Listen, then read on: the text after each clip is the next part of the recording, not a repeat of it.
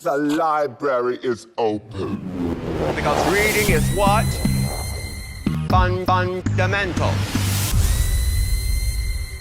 Hi, I'm Blue Bailey, And I'm Dexter DeNovo, and welcome to the Reading is Fundamental podcast. the podcast where we talk about news in the entertainment industry. Why? Because we're attorneys. And you're not. That's right, that leather daddy And that drag queen. are both California licensed attorneys. You better believe it. And we love to chat about the news and gossip in the entertainment world. We celebrate queerness, sex positivity, and reading bitches for filth. And with that being said, The library is open. officially. Yes, queen. Yes, queen. So get those reading glasses on because today we're talking about Miss Cleo Porn in Louisiana. and rap lyrics. Woohoo. Go Lemon!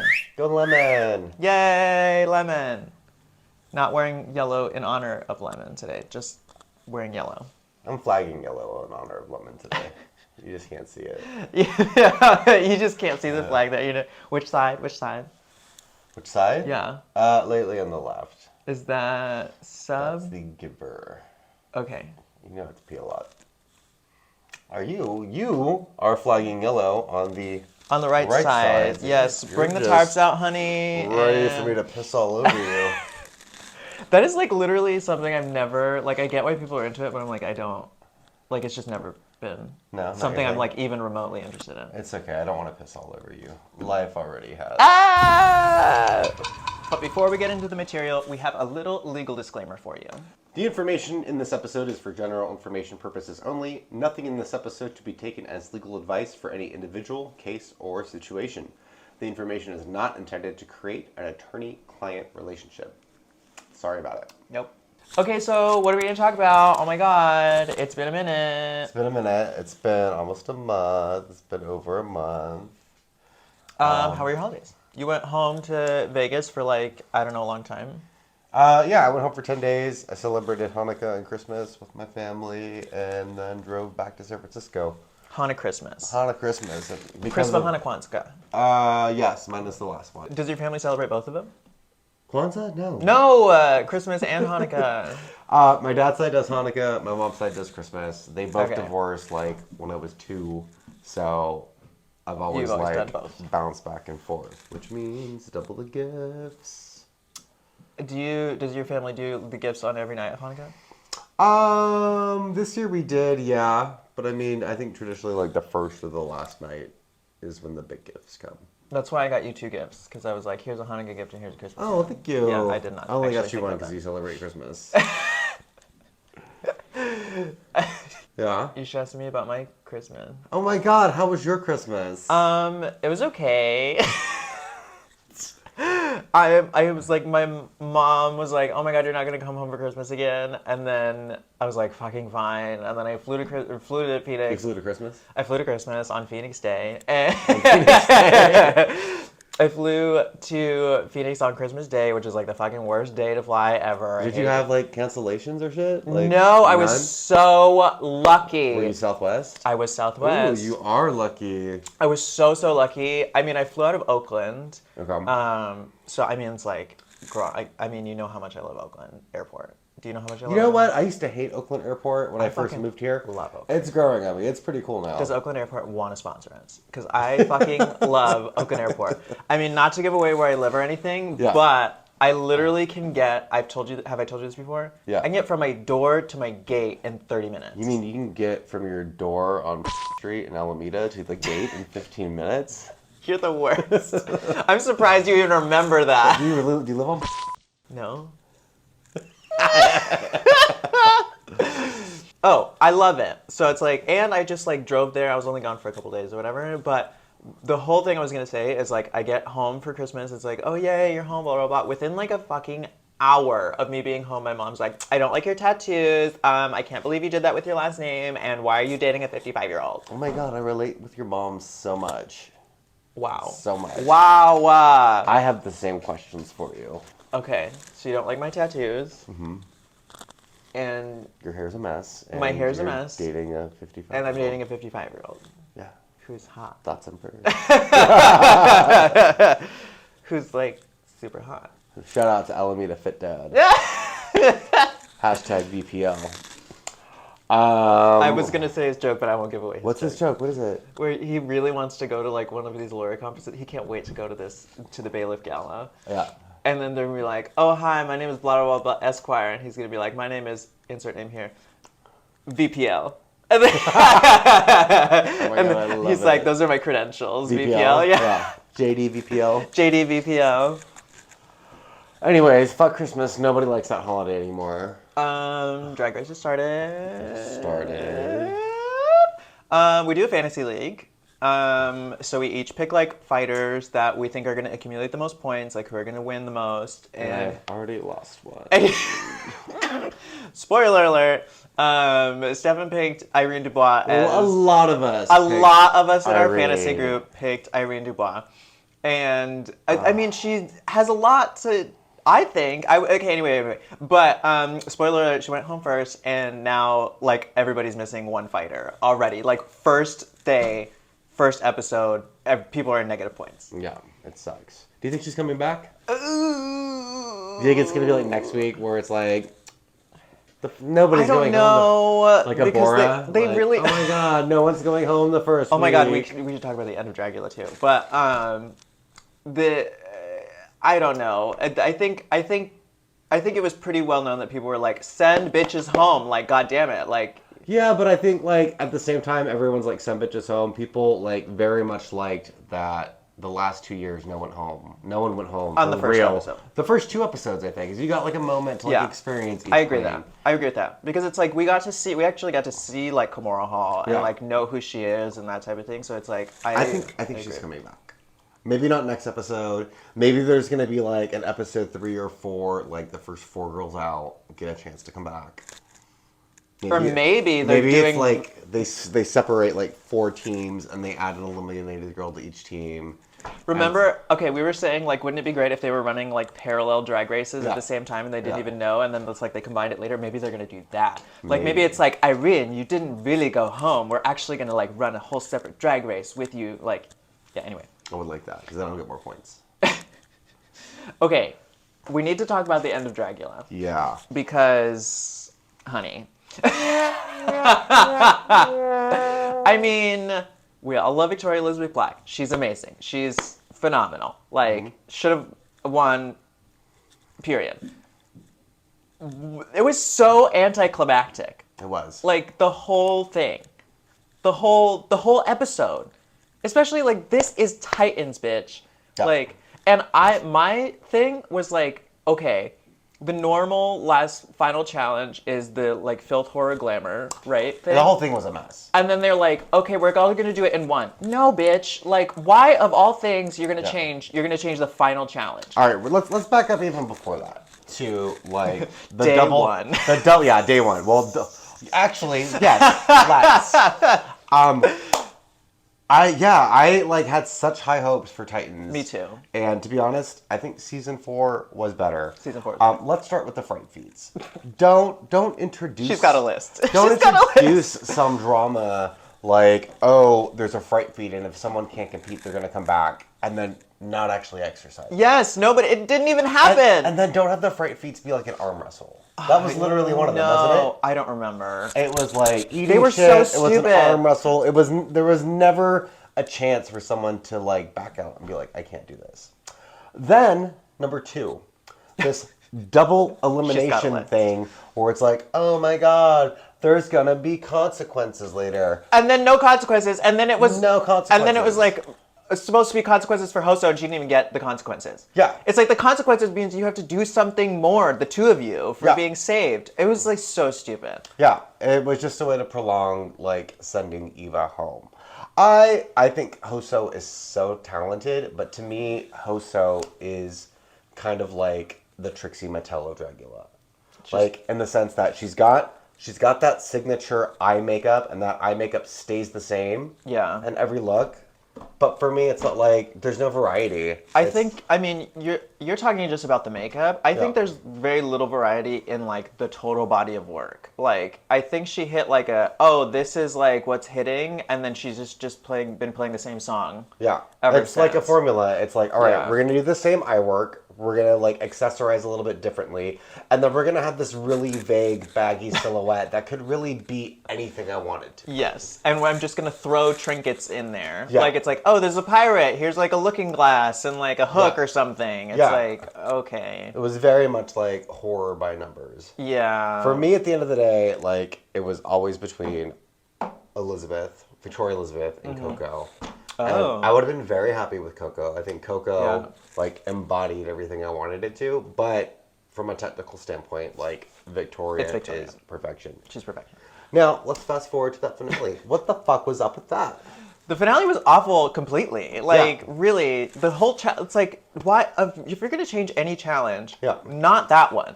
Like, everybody's expecting filth, horror, glamour. Yeah. Like, you know what I mean? And they've had to do it in the past, and then all of a sudden it's just one.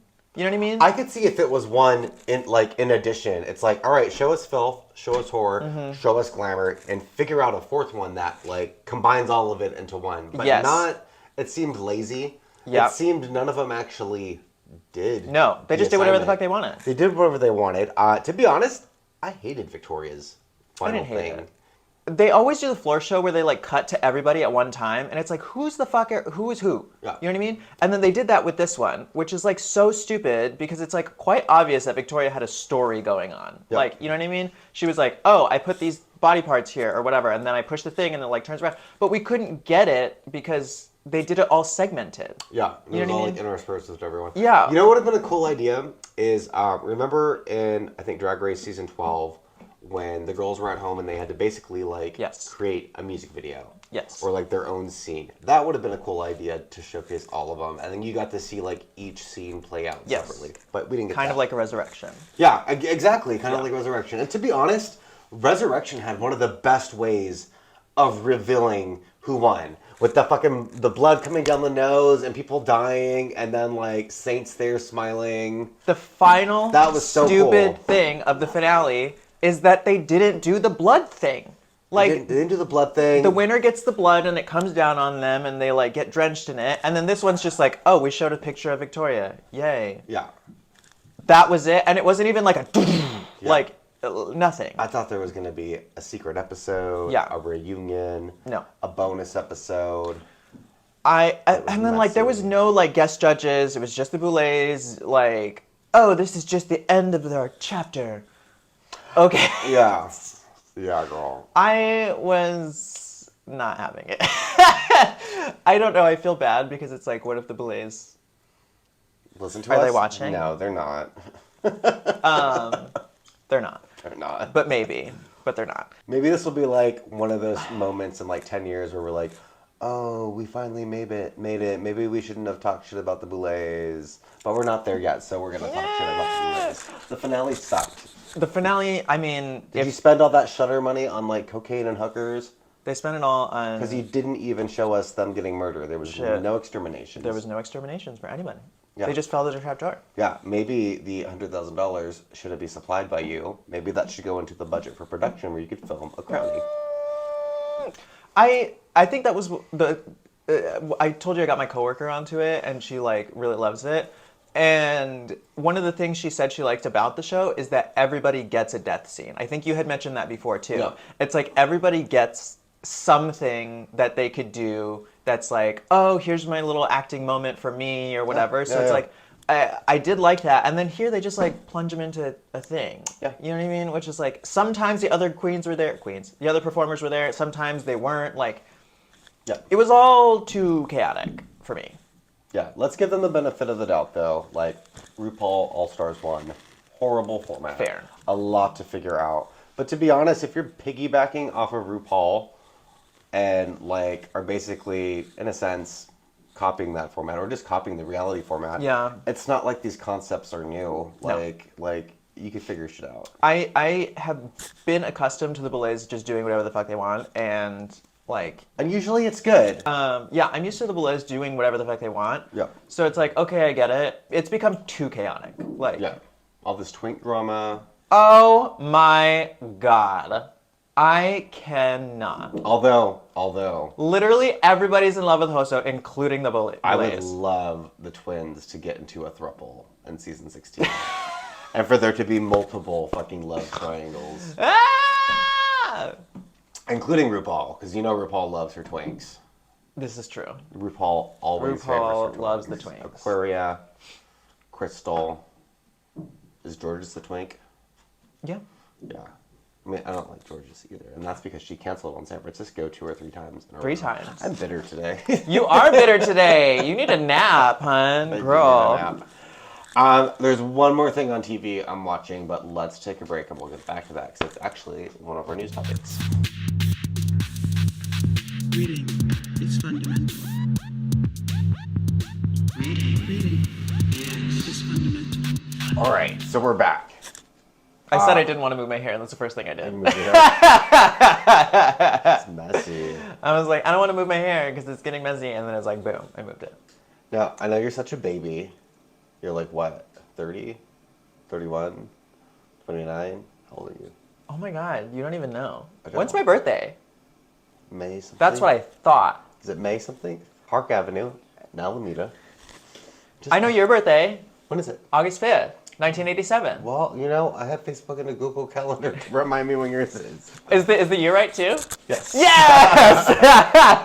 Wow. Maybe I need a psychic to call a psychic to remember your birthday. This is a horrible transition. This is a horrible transition. So you're Anyways. watching what on, is it on Netflix? Is it on HBO? It's on HBO. I love my HBO. I've been watching the Miss Cleo documentary. Yes. Have you heard of it? Only because of you. Do you know who Miss Cleo is? Yes. Okay. I mean, somebody did Miss Cleo on Snatch Game. Yes, At some I think Priyanka did it. Oh, did she? It was really bad. I remember whoever did it really bad. I feel like it was Priyanka, but I could totally be wrong. So Miss Cleo is most famous for being kind of like a psychic network person. Back in the day, I think it was like in the late 90s, early 2000s. It was like you called in to Miss Cleo and like live on air, she would kind of do like a fortune for you, or like, did she like talk to other people too, or was it just kind of like you need to be worrying about this in your life?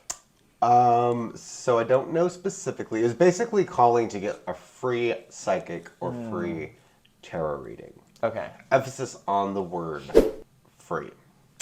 So it basically started as a series of infomercials, where Miss Cleo, was a shaman from Jamaica and would read, your fortune and give you advice, allegedly for free. Well, the first couple minutes for free, like your free 3-minute tarot card reading. Okay. The network started getting into trouble with the FTC, which is the Federal Trade Commission, which governs advertising claims. It's basically off of false advertising. Like, you can't do anything that's misleading or false to the consumer. Yeah, so they were basically saying that this psychic TV network was defrauding consumers because they would call under the assumption that they were getting a free psychic reading or a free couple of minutes, and they started getting charged for like $60 phone calls. Yeah, so the article we read was like, okay, it would, but did it start after a certain time, then it would start charging? Yeah, it was supposed to be like the first 3 minutes are free. Okay, and then after that it was like $5 a minute. Yeah. So then like something crazy. Yeah, so then it's like the average call was $60. Was the FTC's investigation in the documentary? Yeah. So the investigation was in the documentary. What I found was really interesting was that they named Miss Cleo herself as and they tried. The FTC did? Yeah, the FTC shit. tried to charge Miss Cleo based on the fact that the company was sending demand letters and collection letters and signing it, Miss Cleo. So you were calling the psychic hotline. Most of the time, like hundreds and maybe thousands of people were calling. There was no way Miss Cleo was answering all the calls. Yeah. So you were getting some actor that was like pretending to be a psychic. People admitted that they were paid actors. Yeah. And their job, whenever somebody demanded to speak to Miss Cleo, was to keep the clock running. So basically, they would like, hey, let me go check with her. She's not there. They're over by themselves. She's not in the same country. They'd girl. wait. Yeah. And then they'd be like, hey, sorry, she's super busy, but I can give you a reading. So that's kind of like the first part of the fraud. The second is around Alleged fraud. Is the fact that they tried to like attach actual Miss Cleo, who was the spokesperson, based on the fact that like the company's demands for money signed her name. And through this investigation, they found out that Miss Cleo faked being Jamaican and basically created this persona. Like, yeah. I didn't know she was not Jamaican. Oh, absolutely not. No. So this all came out.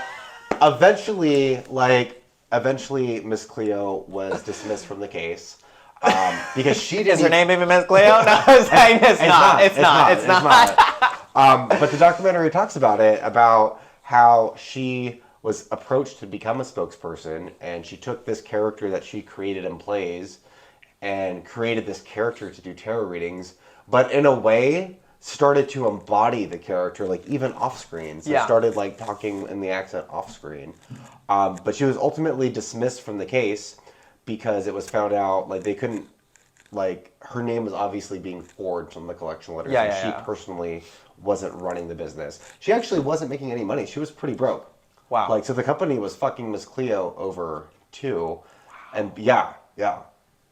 Which, I don't know, what are your thoughts? Like, do you think it's horrible that she created a character? Like, one of the company's main claims was that there was a disclaimer that the psychic readings were for entertainment purposes only.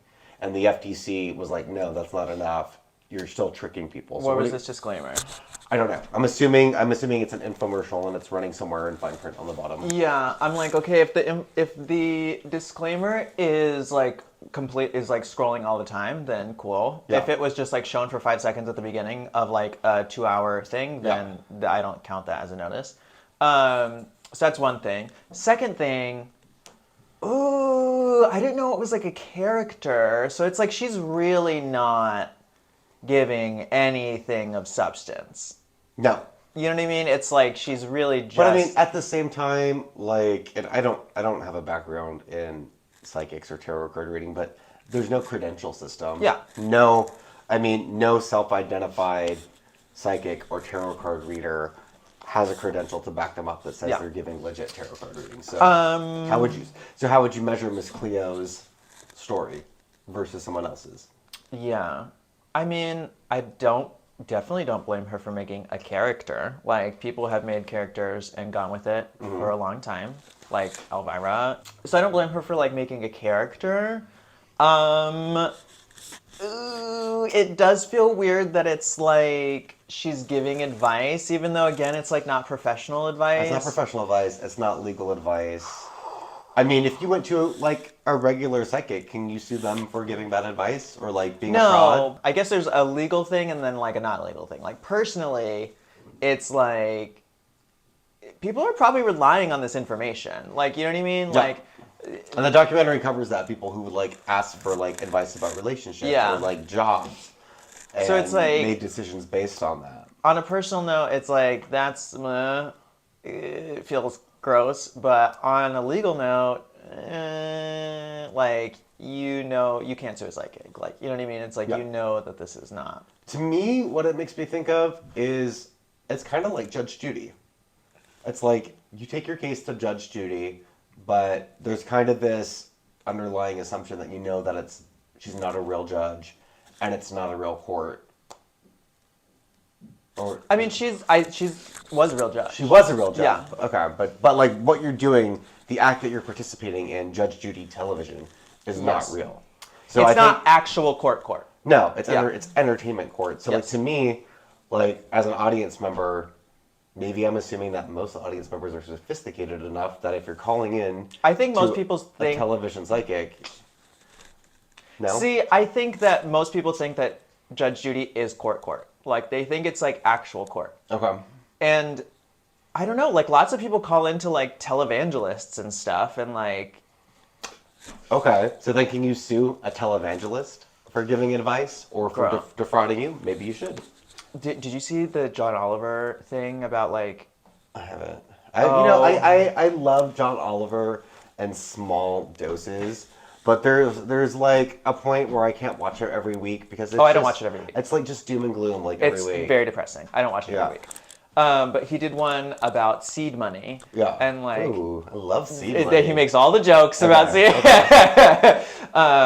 But like how you are supposed to send money to these televangelists, Yeah. and how that is the seeds for your growth, and then more money will come from that, and like all that kind of stuff. And it's really like, okay, send us more money, or maybe Yeah. you didn't send us enough, or like whatever it is. So the only reason that they're not being charged is because they're like religious institutions. Yeah. It's quite obviously a fraud. Like, so I don't know.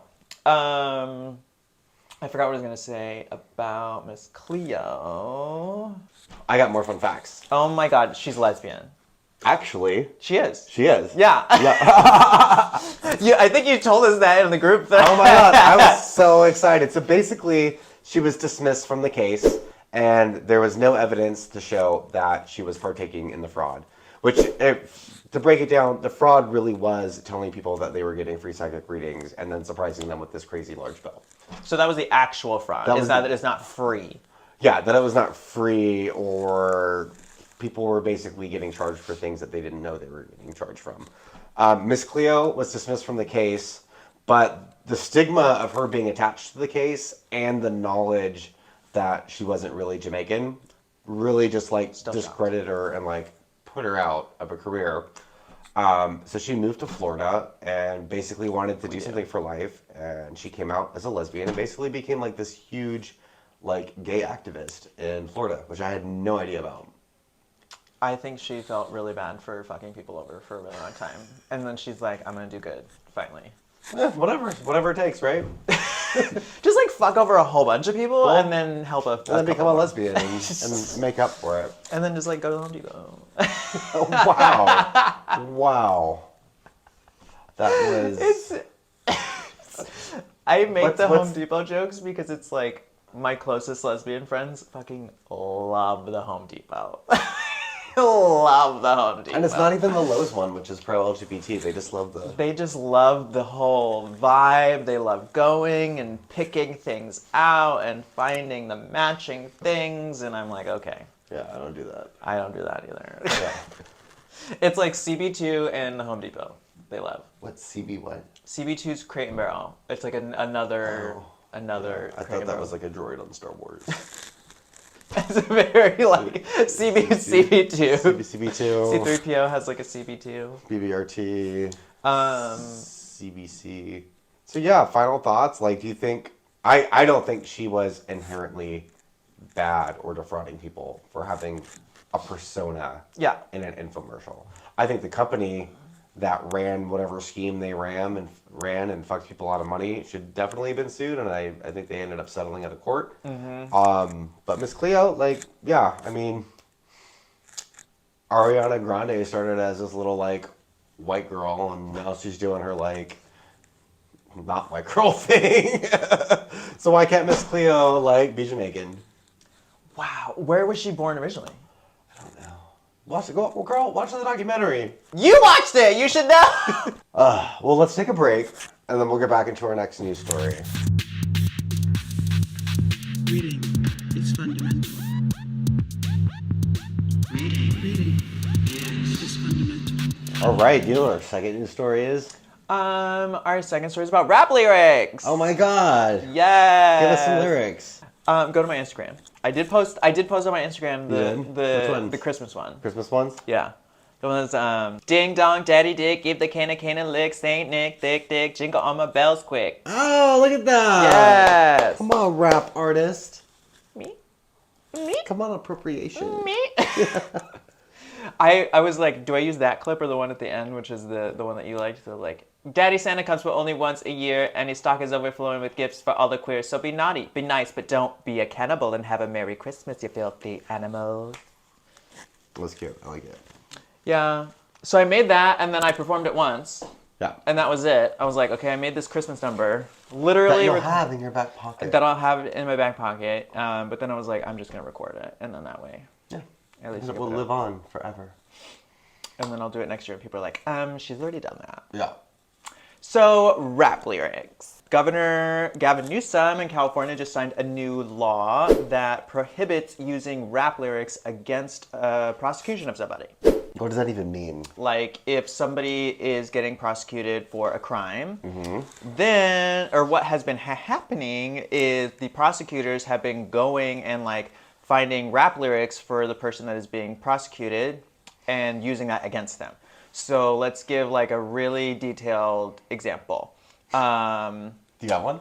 No. Okay. I'm going to make one up. I have one. Okay, good. Because, yeah, I was like digging into this because, like, the article that you sent me was a little vague.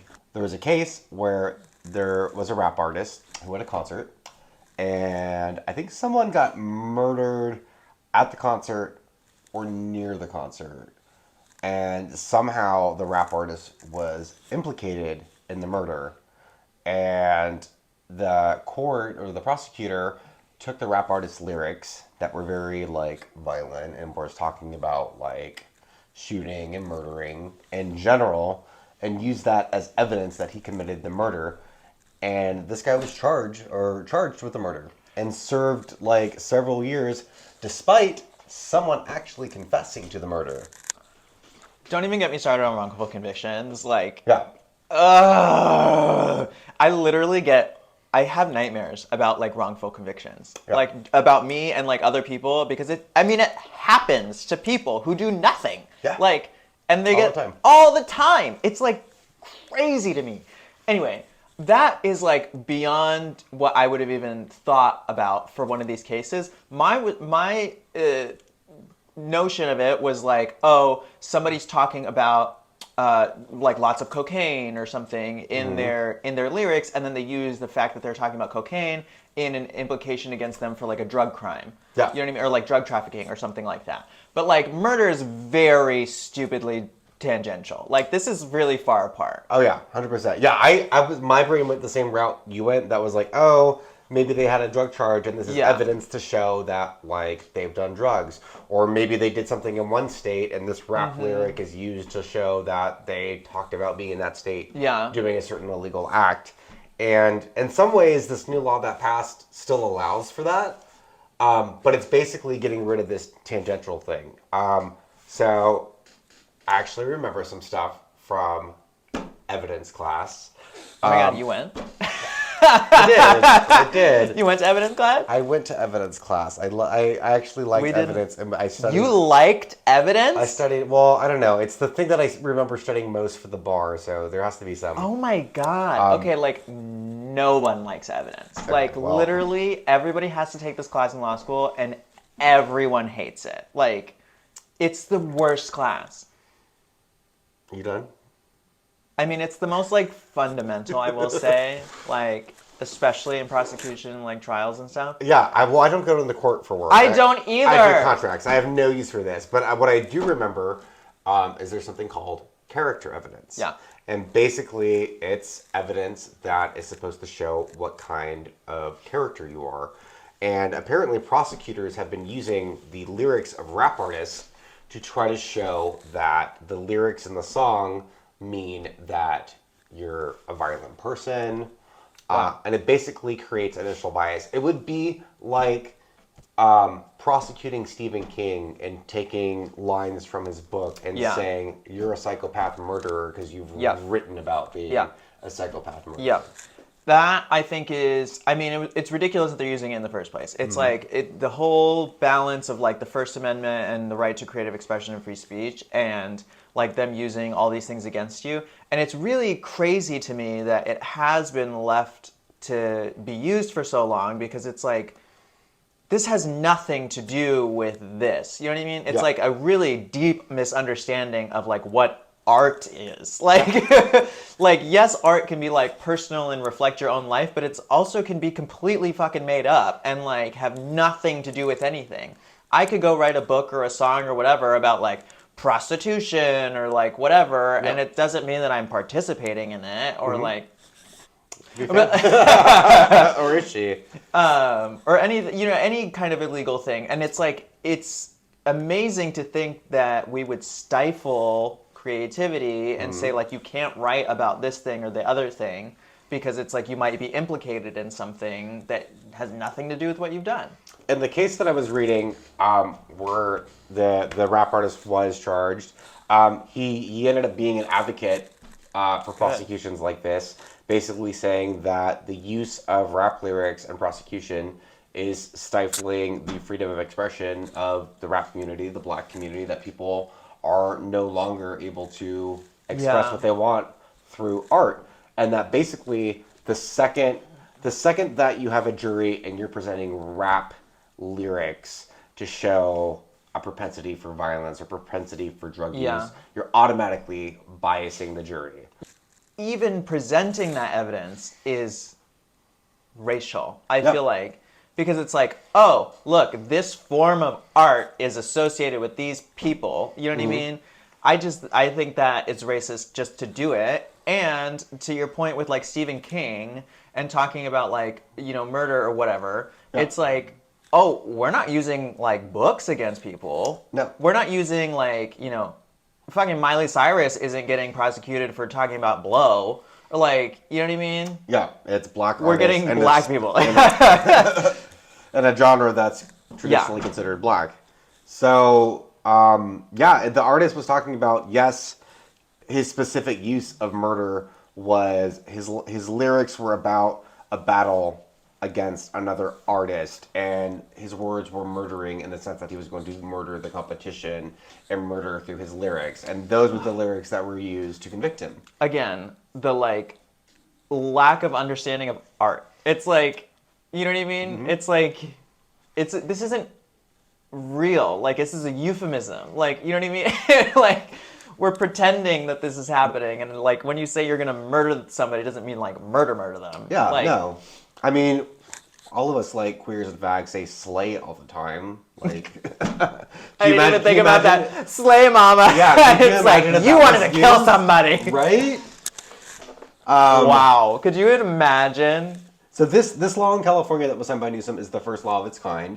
I believe there was a very similar law coming up in New York, and the recording trade associations are really pushing for more laws like these to be created. And basically what the laws do is, at least in California, it doesn't limit it to rap. It's all artistic mediums. I was going to ask, yeah. They can't take pieces out to use it unless there's something that like ties it. So basically, like kind of to your point earlier, if someone is rapping or writing or creating an art piece that basically talks about committing a crime at a certain time or place that correlates to a real crime, then that evidence may be allowed, but it would be considered separately away from the jury. Yeah. The judge would consider it and would examine it for specifically for racial bias. Yep. And in particular, So it has to go through like a checks and balance. it has to go through checks and balances, and even though it covers all forms of media, it explicitly says that the intention is to make sure that rap lyrics don't have a biased effect. So like sometimes laws are written and like there's like a couple paragraphs in front of it that are like, okay, well the reason that we made this law was because of like X, Y, and Z. Right. And so they'd probably say in the beginning of it, it's like, okay, we made this law because rap lyrics are being used against people and we're doing it for all creative expressions, but particularly we want to make sure that there's no racial bias in presenting evidence. And it's still an ongoing issue. There's still current cases now where rap lyrics are being used to prosecute. I do remember one, I read an article about it a long time ago, but it was like one of the things you were talking about as an exception, or like the checks and balances is, like, it was very specific. It was like, he said like the cross streets and like even the time of day and like whatever, it was like, okay. Yeah, in that case, now I'm losing my lack of evidence information, but like it wouldn't be used as evidence to show character. Yeah. It would be used as evidence of showing like knowledge or intent. Yeah. The fact that it's using character evidence is so shady. So shady. Like so shady. So shady. That's so fucked. Yeah. Like, especially, I mean, character evidence in and of itself, I feel like is meh, because it's like, you know, you're trying to show like most of the time good character, but then it could be used for bad character and anything can be used against you. Yeah. Like, you know what I mean? I mean, Anything. please read Blue Movie. Now available Unbound edition. And it's second printing. Oh, yay! Yeah. And you can see all the character evidence that we can use against Devin. But I mean, it's interesting. It's there's a clear racial bias here. Yeah, obviously. Because we're not seeing this in any other No. category No. of expression, and we're not seeing it used for any other group No. of people. Yeah. Like, white people aren't having their novels turned against them. Yeah. Like, white people aren't having their lyrics or their poetry or whatever. Yeah. So good thing that that's happening. Yeah, I think it's great. I think it's great to like, California is usually always starting the trend. Yeah. With things like this, and hopefully the ones in New York and the other states pass and kind of set precedents. What I really want to talk about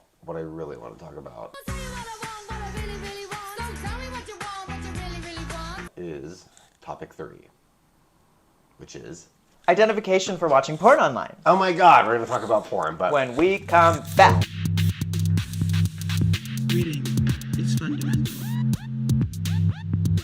Reading is fundamental. and we're back. We're back. We're back. And we're talking about a new law in Louisiana where About porn. About porn. Where you have to now love show porn. verification, age verification, to watch obscene material Yep. on the internet. So this actually takes us back to our very first episode of Obscenity, yeah. Obscenity. What is obscenity? That's a good question because it's like if you listen to our first podcast, talk about how like the definition of obscenity has changed and evolved a lot over the years. It used to be like, oh my god, you showed an ankle, or like anything could be like lewd and lascivious, and then now it's like, okay, if it's not, what are the elements again? It's like if it's not Serious, literary, artistic, political. It's the scientific. So if it's not any one of those things, then it could be deemed obscenity. Right. So which basically like takes most porn and adult entertainment out of illegal obscenity. That was decided in Miller versus California, a California Supreme Court case. No, United States Supreme Court. United States Supreme Court case that basically established this 3-pronged test. One of the prongs being the slaps test that gets you out of obscenity. So what's going on in Louisiana? So they have a new law in effect that says that anybody who provides obscene material that could be harmful to children has to have some kind of age verification mechanism on their website. So, and it goes further, like, because they actually the statute actually provides a definition of obscene. Yeah. Which ignores the California definition, which is that balancing test. the Miller v. California. The Miller v. California test. And basically says that obscenity is anything porn, anything adult entertainment. Basically. Yeah. Now, my first question is, does the Supreme Court's framework for obscenity outweigh the state's framework? Yeah. Let's give an example. So I know people in SF who participate in like the nude drawing classes. You know what I mean? So it's like traditionally it's like you go into a room of people and there's a nude model and then you like draw on the, your sketch pad or whatever. They started doing them virtually because of COVID. So it's like somebody's just kind of a model and then you're at home like sketching. That is like a really weird fringe case because it's like, okay, first of all, Zoom is like the provider in this case. And are they going to be held liable? Do they need to be policing like what's on their platform all the time? And two, does it allow that to happen because it's an artistic medium? Like, you know what I mean? Yeah. It's not in the prurient interest. I've worked with a lot of adult entertainment platforms, and some of them don't have age verifying. And if it is the norm in the United States where you need to be 18 to view material, to me, that means there should be some sort of like ID checking. But on the other hand, it raises so many like privacy concerns. Oh, yeah. So that was my first thought, was like the privacy thing. Right. And then a second thing was like, how are we going to operationalize this? You know, like how does this actually work in real life? And so I know that some websites like Pornhub are using a third-party verification service. Right. So so when you get to their website, it'll direct you automatically to somebody else. They're going to collect the information, and all they give Pornhub or the website provider is like a yes or a no. So like that's great for Pornhub because they're not collecting any personal information from anybody. They're just saying, okay, all they get is this user is or is not of age. And that's good for them. But then who is this third-party company? Like, and what security measures do they have in place? Like, that means that this third-party company, their job is to just do this verification. They have literal servers worth of It's very sensitive literally information. everybody's ID. Their ID, not only their ID, but I would assume, like, is there, like, some sort of connection to the name that you're providing and the material that you're watching? I don't know if the material you're watching, but at least that you visited Pornhub. It doesn't sound like this law really cares about how it's going to happen and what those privacy implications are, because it's like either the service provider themselves has to carry all this information, which is very risky, or this third-party provider has to carry all this information, which is even more risky, I feel like. Right. Because it's like, who are these companies? Like, I could go set up a company right now and do that, Right. and that's it. And then there's nobody stopping a hacker from getting into this database. It's like prime hacking. Like, now you know that this company has a database of people's personal very sensitive personal information. Of course they're going to be targeted. Like, Do you think the burden should be on the company to verify the age of their users, or do you think if you're a parent that has a child, the burden should be on the parent to police how their children consume content? literally, I don't know what it's like to be a parent right now because it's like these kids have had porn for like ever.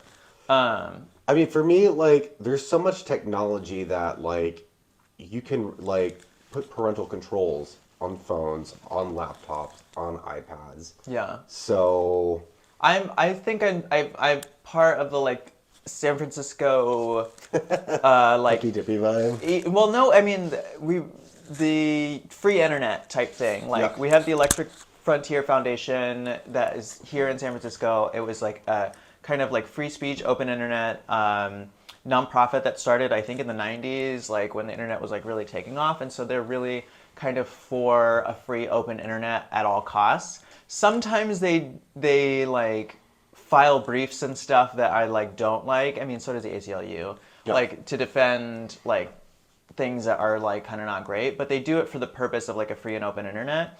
So I feel like I have that in me where it's like I just kind of want the content to be there, and then it's like you choose your own adventure. I don't know. I think that if we were going to police this, why aren't we policing even worse shit on the internet? Right. You know what I mean? Like, we could go on and I bet you within 10 minutes we can find like a video of somebody being murdered. Like, you know what I mean? So it's like, that seems way worse to me than just porn. I don't know. So it's like, at its root, it's just another like traditional blah, blah, blah, we hate sex, we hate porn, blah, blah, blah thing. So maybe I'm working my way into saying I don't think we need to be regulating it. Yeah, I'm definitely of the like thought process of less regulation is better. At the end of the day, I think if you're a parent, it's your responsibility to put parental locks on your children's devices. A company like Pornhub has the funds. A company like Pornhub that's very heterosexual has the funds to go to a third-party vendor to check IDs for them. A company like Just for Fans, that's queer-run, that's LGBT-specific, won't have that money or may not have that money to purchase the third-party vendor. And smaller production companies that are represented by queer people or BIPOC communities aren't going to have the access to do it. And their only solution to not get in trouble with the law is going to be to shut down. I saw that, I think it was OnlyFans. Basically, if you were accessing from a Louisiana IP address, Just blocked it. it just blocked it and it timed out. And I could see other other adult entertainment studios following suit just because it's cheaper to turn off the communication. I don't think, honestly, that's not a bad strategy. I mean, a lot of people have, like, that was one of the first things that people talked about with GDPR back in the day, which is global or general data privacy regulation in Europe. Is that, like, there's going to be all these stringent rules in Europe, like, we're just going to shut off all of our services in that continent, and that's just going to be it, because otherwise the compliance is too much. That didn't happen. It might still happen, because compliance is still crazy with that law. But it's, I think if it was California, I don't think they would be doing the same thing. I don't think they'd be shutting it off. But it's Louisiana. Like, there's a couple million people that live there. They can afford not to have the traffic from a couple million people. But if it was like California, where it's like 40 million people, you know. Yeah, but I mean, that to me is basically saying you're free speech. You're getting free speech based on how much money you're able to provide, which is not free speech. Then it's just free speech for the rich. What I thought was more scary than just this ID check was that, one, the reasonings behind it, protecting children, and basically general... It's always about the children. But general attitudes about, like, sex addiction, sex is wrong. Oh, that's right. Sex is bad. Yeah. And that porn creates sex addiction. And then also, it seems that the creator of this bill, or his group, is also introduced legislation to define obscenity. And define obscenity in a way that's super conservative. That brings more adult entertainment into the illegal realm of obscenity. I'll go back to what you're saying about the whole impetus for it was about, like, oh, sex addiction and blah, blah, blah. Yeah. First of all, if it's about that, then it should be blocked completely. Like, you know what I mean? Like, it shouldn't be just for children. If you're really worried about sex addiction or whatever, then you need to stop everybody from being sex addicted. We know now, I shouldn't say we know now, like, sex addiction has never really been a thing. Like, it's not clinically shown to be a thing that is real or true or whatever. So it's like, this is already kind of like hocus pocus, junk science things that they're, like, basing it off really of. anything that's, like, not in line with, like, puritanical monogamy could be considered sex addiction. I really, there's so many people in Phoenix that are like, porn ruins marriage and whatever. Like, people get tattoos and stuff, which I think is so stupid. Yeah. I don't know why, but I'm like, girl, if this is ruining your marriage, like... I've experienced similar viewpoints in recovery programs. And I'm not going to, like, take away anybody's self-identification as a sex addict. But for me, especially when I go to queer recovery groups, I feel like the second that people identify with addiction to drugs, and someone else is like, oh, well, your drug use falls outside normal drug use behaviors. You know, am I going? I don't know what you're talking about. What do you mean outside of normal drug use behavior? So, like, so you have people that are in 12-step recovery, identifying as addicts, and then you have people that use drugs and alcohol, quote unquote, how they define it normally. And if you use outside of what's socially acceptable, you could be considered an addict. Now, take that same mindset, but for sex. It's like, you're a queer person.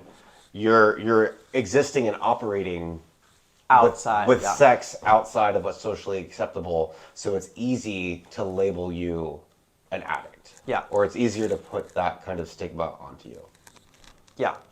It's really anything outside the norm. Yeah. You know what I mean? And it doesn't even have to be, like, queer or whatever. It's like, it could be pegging or, like, you know, female domination or whatever. Yeah. It's whatever they don't want it to be. If you're not having monogamous sex for procreation, you run the risk of going into this addict behavior. So we talked a little bit about why it would be bad to define obscenity. Can you talk a little bit about why that would be bad? I think that'd be interesting. Yeah. So, I mean, when you explicitly say what is obscene and what is not in such a black and white way, I think it's easier for a judge to be like, reads a sentence, oh, this falls into that category, this is obscene. rather than what our current system is under Miller versus California, where you take something and you examine it in context under 3 different kind of like prongs. And in that case, you're able to evaluate, let's take, for example, Romeo and Juliet. Romeo and Juliet is underage people having sex, but it's like the way that it's depicted is art. Yeah. And if you were to take Romeo and Juliet and basically just have like a black and white list of, are underage people having sex involved? Is it depicted in person or in a medium? Then that could be considered obscenity. I'm just of the ilk that, like, let people do what they want. Like, it's not for any one person to decide what is or is not obscene.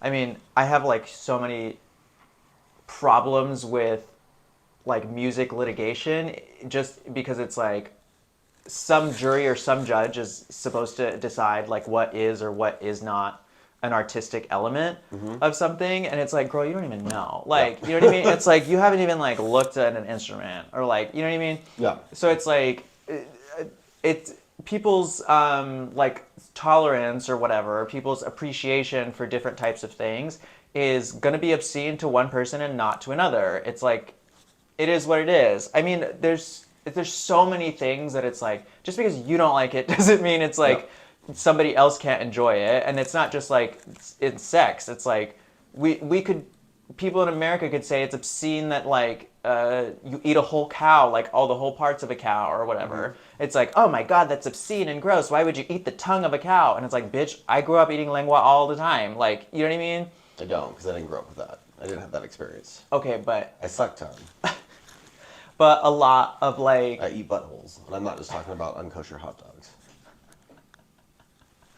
but you know what I mean? It's like any practice or, like, something or, like, some ritual or some, like... Yeah, what's obscene for one culture is going to be inherently okay in another. And I think it boils down... I think the clearest example is queer people.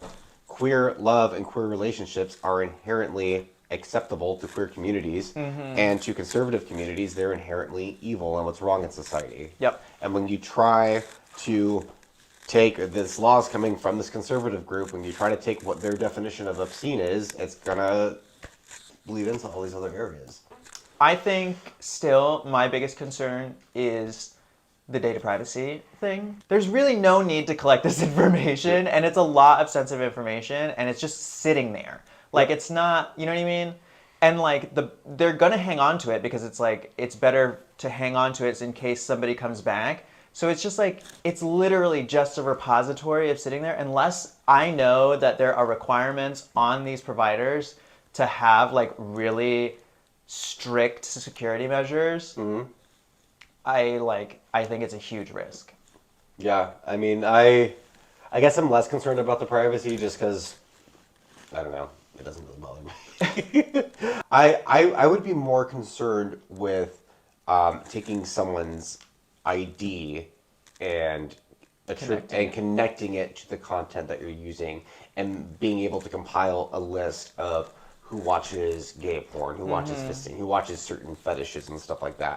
Which, as of right now, Pornhub's using a third-party vendor, and that connection's not there. But the law doesn't require that. The law requires the age verification. So for the smaller studios that do have to collect it, it, in a sense, is starting to, like, create that list. And then my crazy little conspiracy mind goes back to, like, the fucking Holocaust, when they're, like, going to the synagogues and being like, all right, give us your list of Jews. Like, if you have a list...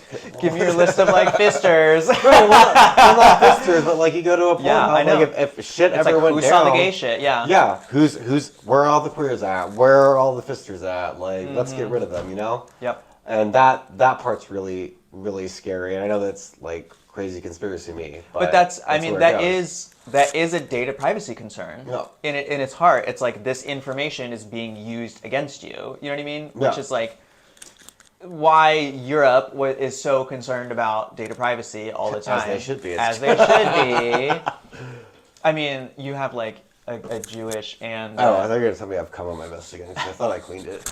No, you have like. Oh no, I'm ready. Yeah, I You have got like a Jewish gay, and a Jew, gay. pause. Like, just take it right now, Pornhub. But no, for me, yeah, that the connection between the sexuality, the sensitive information, Yeah. and the person is disturbing. And at the end of the day, like, parental controls can solve Yeah. this. If you really want to protect your child, like, lock their shit down. Yeah. And I think the second thing too is this whole like, oh, we're doing it like what is harmful to the child? It's like, girl, like no, like you said, it's like no one's dying like if this happens. And it's like Yeah. what is truly harmful? And we talk a lot about like in our society, we allow so much violence to be shown all the time, but then yeah. like sex is like, no, we don't want Sex, to talk. drag Yeah. is Oh harmful my to God. children. It's like We should actually talk about that. and then it's like, did you see the fucking 6-year-old who there was a What's where? 6-year-old who shot their teacher. Oh my God, I saw that at the gym. A 6-year-old. It's Yeah. like, really, what is harming children here? Probably watching porn. They probably watch porn and then they And the got a teacher handgun on tried the to child. check her ID, or his ID, or their ID, and she's like, no mixed thing. teacher. No mixed thing.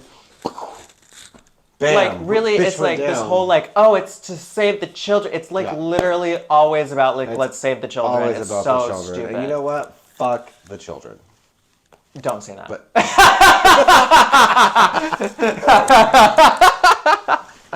yeah, maybe not. With that, we're gonna go to a break. Reading is fundamental. Reading is fundamental. And we're back.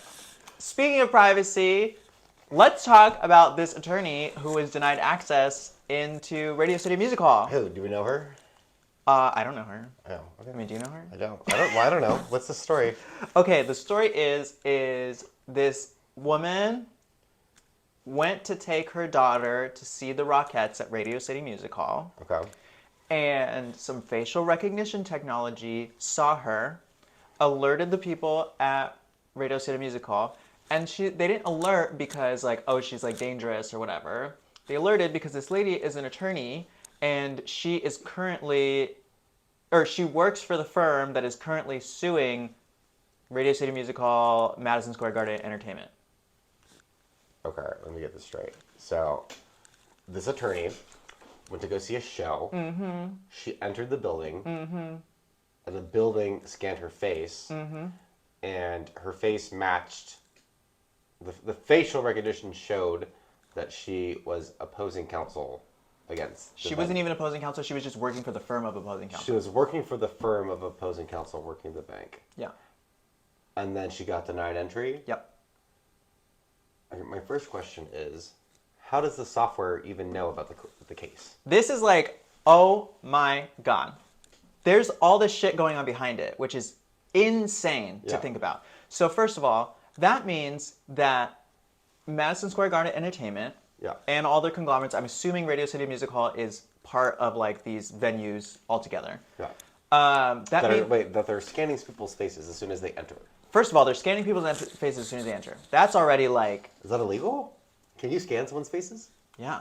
We have no privacy protections in the United States. Okay, so I know like in a lot of places. I mean, in Illinois, there's a biometric law. There but, is? Yeah. I know in a lot of places there's always that like notice that's like, hey, smile, you're on camera. Doesn't need to be there. That it doesn't need to be No. You can. We have no privacy protections in the United States. there? Okay, so they could record you without your consent. Yep.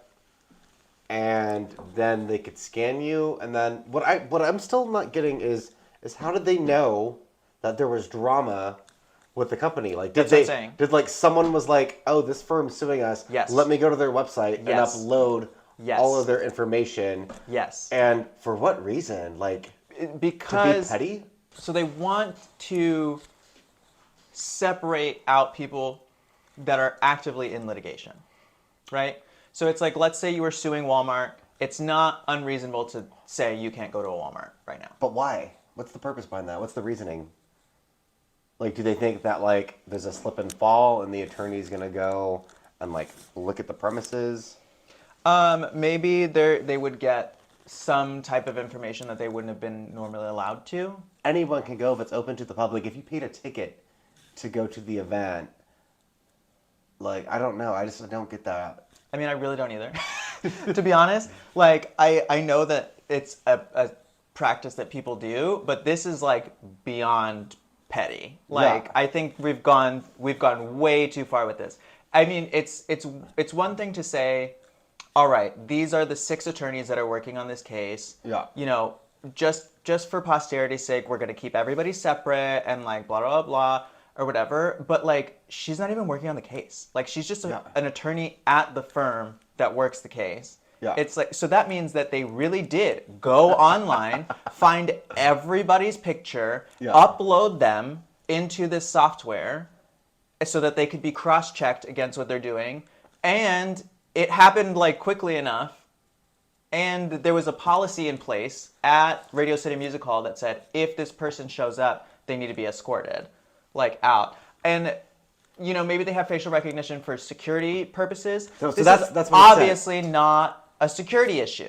Yeah, like, I mean, well, that's what we looked it up. There was a sign that says as soon as you walk in the door, it says Madison Square Garden is using biometric data, meaning they're scanning your faces, they're taking your heat signature, like doing whatever for security reasons. But this woman obviously got escorted out just for being affiliated, an enemy of affiliated with an enemy of MGM. Yeah, right. MSG, Madison Square Garden. Madison Square Garden. Jordan. Y'all don't. It's French. I mean, the reason I think it becomes extra levels of petty is because it's like, you're really gonna go all the way, get everybody's things, upload them to this thing. Yeah, it's like, right. girl, like, that does not need to be happening. Not only can you not show up to our concerts, who's suing us, but all your coworkers can't either. Yeah, that's It's ridiculous. petty. It's stupid. That's ridiculous. So is there like a legitimate claim or like case from this? Like this woman's suing. What is she suing for? Invasion of privacy. And what privacy though? Because to me, she's on their property. There's a notice that they're scanning. Granted, what they're scanning for and how they're enforcing it is not connected.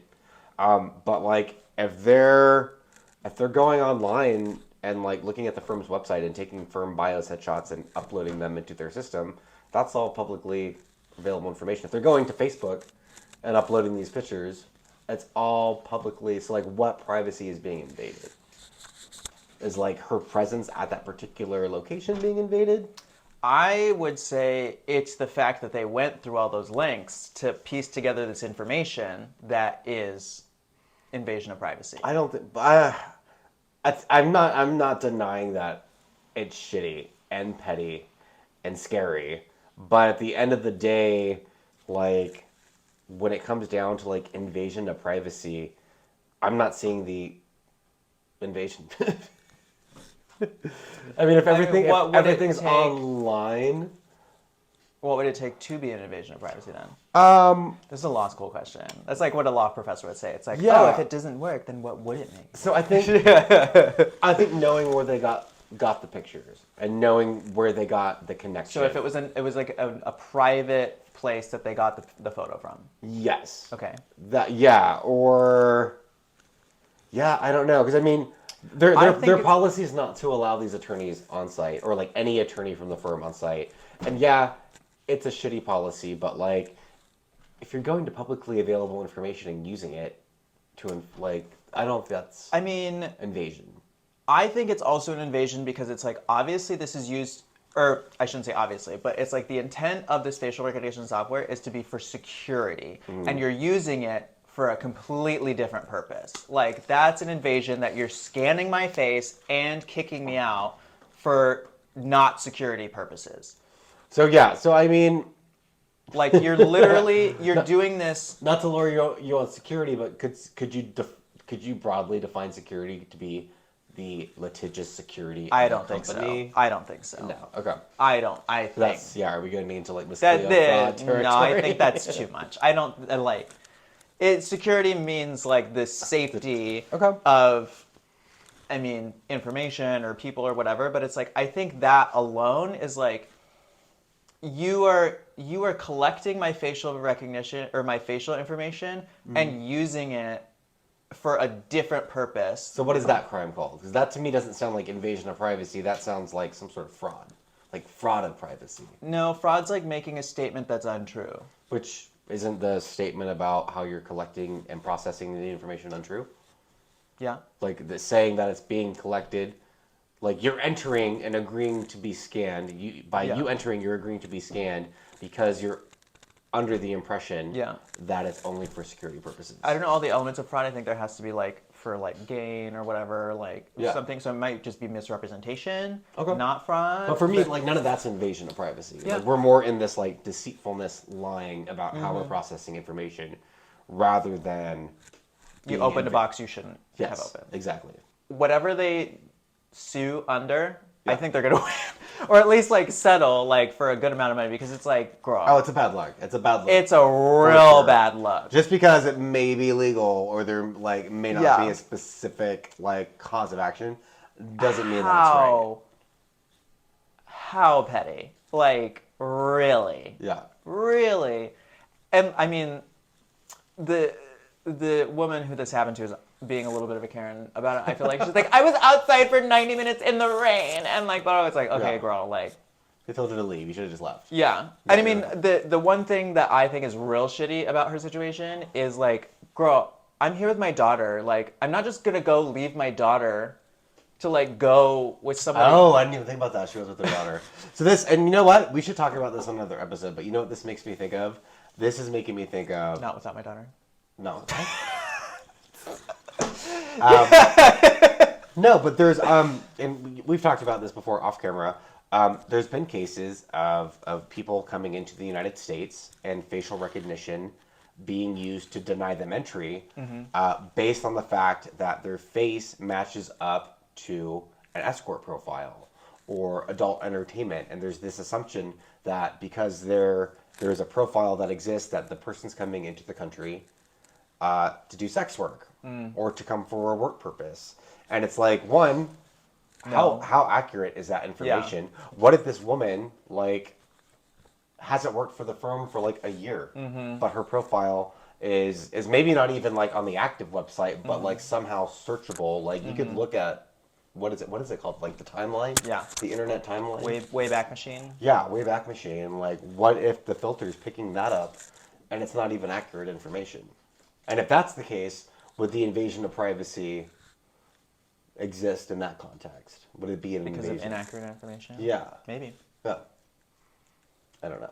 It's a real bad look. Yeah. Like a real bad look. I mean, just it's be not aware. as bad as this wig right wow! It's a bad just be look. aware that you're like being recorded and people are using your biometric information for shit you don't even think about. So. Yeah. Do you think they know their dick sizes? Maybe. I mean, if they're doing full scans. You know my penis sets off the airport thing sometimes? Sometimes it doesn't. But sometimes it, like, I think just the way that it's sitting, it makes it seem like there's something there. I mean, there is something there, but... Girl, what? Yeah. Like, you know, you do the scan, it scans you. Oh, first of all, I haven't done that in years. Oh yeah, because you got pre-check. I have pre-check. I just got pre-check, but... You just got it? Oh, Sean got it for me for my birthday. Ah! So, yeah. Yay! It's great until you show up to the Las Vegas airport towards the close, and they're like, sorry, we shut pre-check. That was the only airport that did not have I was livid. I went full Karen. I mean, I didn't go full Karen. I didn't like ask for a manager or whatever. I was just real pissed. Oh, yeah. Especially because I was supposed to be like I had the first flight out at like 5:30 in the morning at Las Vegas, and there was an hour-long security line. Yep. No. Like, no. That's so stupid. Like, there's at least, 30% of the people in that line have pre-check? Like, you could get this going so much faster. Like, if you just let all the pre-check people go. And I was like, if I'm late for this flight, like, because y'all didn't have pre-check Las Vegas airport, I'm going to be pissed. Right. So anyways, we were talking about my penis. Before I had pre-check, it used to scan, and then when you look back at the scanner, it shows you the quadrants of your body where they think you're like hiding something. Like sometimes it like my penis sets it off. Are you trying to say you have a big dick? No, I'm trying to say that it sets off the. They have a metal, a bionic. I'm trying to say that biometrics are able to scan you and maybe able to tell your penis size. Maybe. Oh, and with that, we're gonna wrap up. Thank you so much for watching another episode of Reading is Fundamental. Let us know what you'd like to hear by writing into us at readingisfundamentalpodcast@gmail.com. Make sure to follow your favorite gay attorneys at Blue Bailey SF and at Dexter DeNovo on Instagram. And check out Reading is Fundamental on Instagram, Twitter, and our own YouTube channel, Reading is Fundamental Podcast. Because reading is what? Fundamental to understanding the terms, conditions, and expectations of your entertainment contracts. You got that right. Because reading is what? Fundamental. The library is permanently closed. Give us sponsors so Dexter could buy better wigs.